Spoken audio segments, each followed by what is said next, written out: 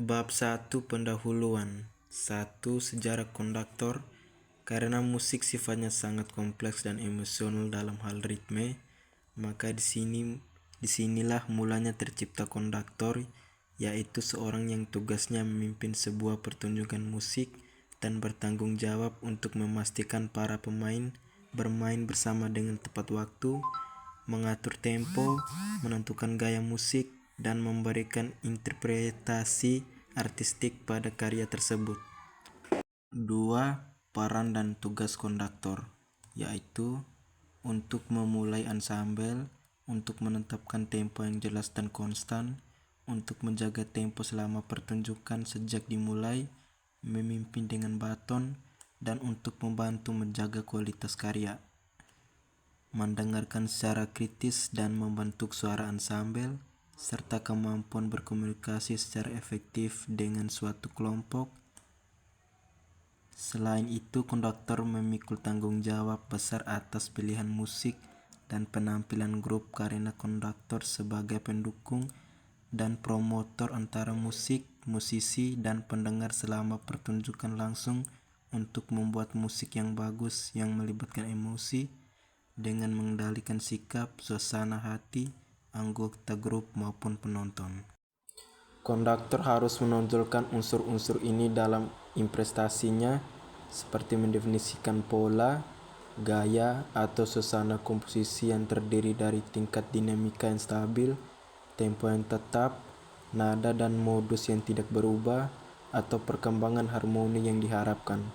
Sebagai seorang konduktor, bagian dari tanggung jawab Anda adalah mencoba dan membaca partitur serta mengingat istilah-istilah ini agar dapat mengartikulasinya dengan benar, baik itu piano, forte dan lain-lain, dan beberapa di antaranya memengaruhi tempo seperti rallentando dan ritardando. Seperti yang ditunjukkan pada ilustrasi di bawah, konduktor siswa harus pegang tongkat dengan cara biasa, yaitu dengan memegang tongkat di antara ibu jari, telunjuk dan jari tengah, lalu sandarkan ganggang atau ganggangnya ke telapak tangan. Tangan kanan digunakan untuk mengabarkan waktu, sementara gerakan tangan kiri digunakan untuk menunjukkan garis dan identitas. Putaran tongkat tergantung pada pergelangan tangan, dan konduktor harus mampu mengendalikan tongkat dengan sempurna dan juga merasa nyaman. Bab 2 Perintah dan Kontrol. Dalam bab ini, siswa konduktor diperkenalkan pada cara konduktor menggunakan tongkat dengan penuh wibawa dan apa yang harus dilakukan sebelum memulai memimpin. Selain itu, siswa diajarkan tentang pentingnya dan penggunaan dinamika, baik itu crescendo maupun diminuendo.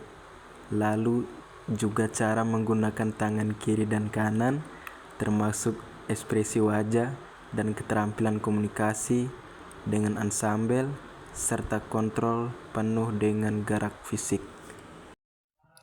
Pertama, dalam mendireksi adalah posisi awal yang sangat penting. Caranya, sekarang lengan atas Anda tidak boleh menyentuh atau menjauh dari tubuh Anda dan harus bergerak sedikit ke depan. Jika Anda menggunakan tongkat konduktor, telapak tangan kiri Anda harus sedikit terlihat dan jari-jari harus lurus ke atas agar dapat dilihat oleh pemain Anda. Jika Anda tidak menggunakan tongkat, maka kedua telapak tangan Anda harus seperti kiri tangan. Tangan kanan adalah fokus utama dalam memimpin, dan tangan kiri ada untuk membantu tangan kanan. Saat Anda mulai memimpin, Anda perlu meletakkan tangan kanan Anda untuk posisi tetap. Posisi ini dikenal sebagai titik fokus atau area ketukan. Saat Anda menurunkan tangan, ingatlah untuk tidak menurunkan tangan di bawah pinggang. Tangan harus berkumpul di sekitar pusar. Bab 3 Pola irama. Salah satu langkah mendasar dalam belajar menjadi konduktor adalah menguasai pola ketukan secara menyeluruh. Pola ketukan ini digunakan secara umum oleh konduktor orkestra dan banyak konduktor ensemble lainnya. Pola konduktor adalah metode untuk menetapkan tempo atau struktur ketukan musik.